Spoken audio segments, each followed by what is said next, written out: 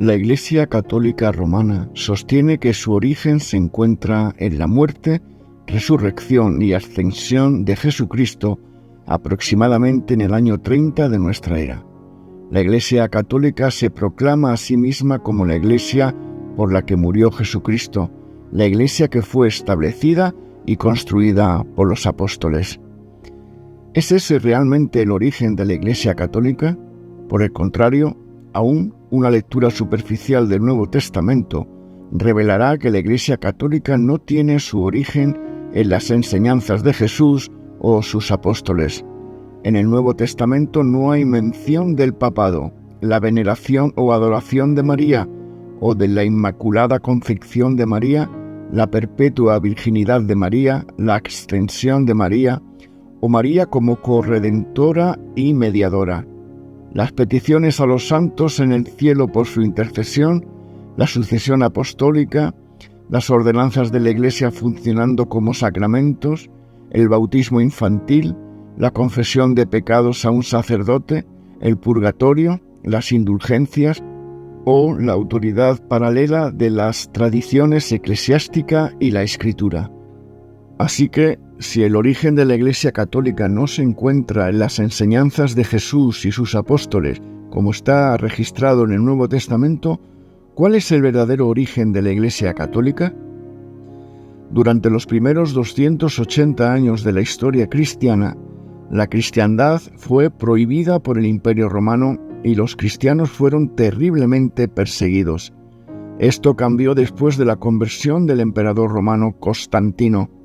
Constantino legalizó el cristianismo en el Edicto de Milán en el año 313, después en el 325 después de Cristo. Constantino convocó al Concilio de Nicea en un intento por unificar la cristiandad. Constantino visualizó el cristianismo como una religión que pudiera unir al Imperio Romano, el cual en ese tiempo comenzaba a fragmentarse y dividirse. Mientras esto hubiera parecido ser un desarrollo positivo para la Iglesia cristiana, el resultado fue todo menos positivo. Al igual que Constantino se negó a adoptar de lleno la fe cristiana, sino que continuó con muchas de sus creencias y prácticas paganas. Así también la Iglesia cristiana que Constantino promovió era una mezcla del verdadero cristianismo con el paganismo romano. Constantino descubrió que con la gran extensión del Imperio Romano, tan diverso y expansivo, no todos accederían a renunciar a sus creencias religiosas y abrazar el cristianismo en su lugar. Así que Constantino permitió y aún promovió la cristianización de las creencias paganas, y así creencias completamente paganas y totalmente antibíblicas le dieron nuevas identidades al cristianismo. Algunos claros ejemplos de ello son los siguientes. Primero, el culto a Isis, una religión de la madre diosa egipcia, fue absorbida dentro del cristianismo, reemplazando a Isis con María. Muchos de los títulos que fueron usados por Isis, tales como Reina del Cielo, Madre de Dios y Theotokos, que significa quien dio vida a Dios, fueron adjudicados a María.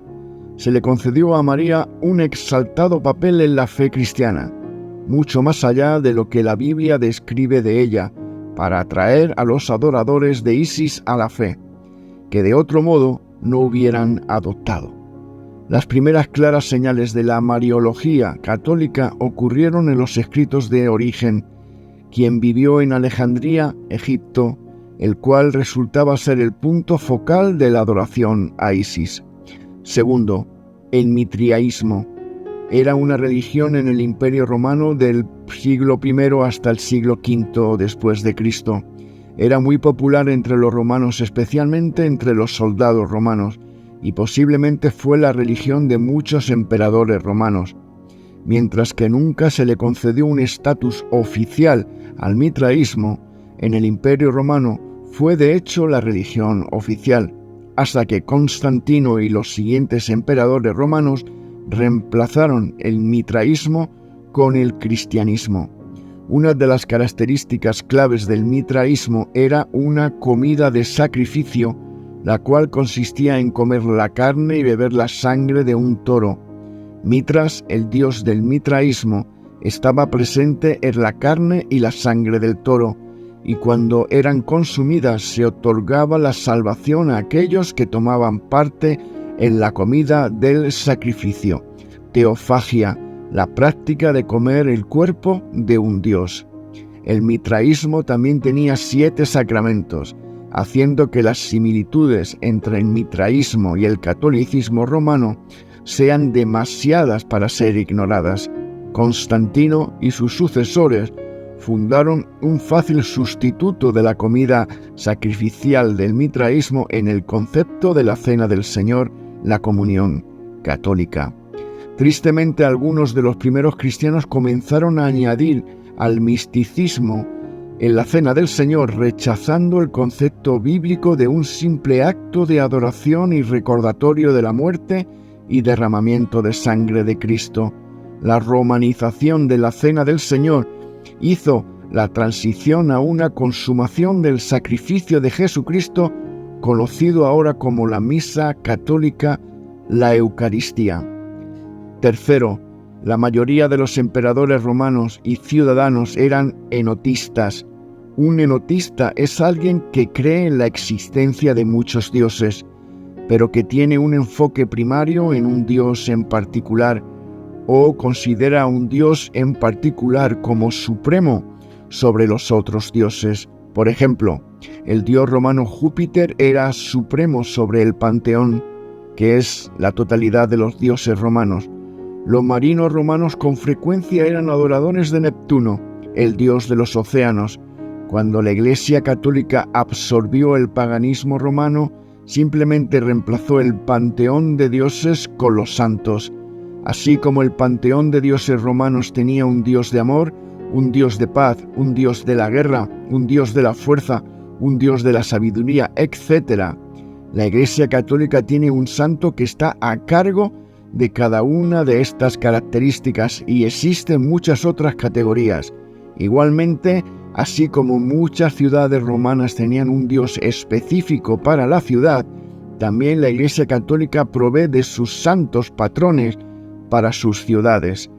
Cuarto, la supremacía del obispo romano, el papado, fue creado con la ayuda de los emperadores romanos, siendo la ciudad de Roma el centro del gobierno del Imperio Romano. Y con los emperadores romanos viviendo en Roma, la ciudad de Roma se levantó como preeminencia en todas las facetas de la vida.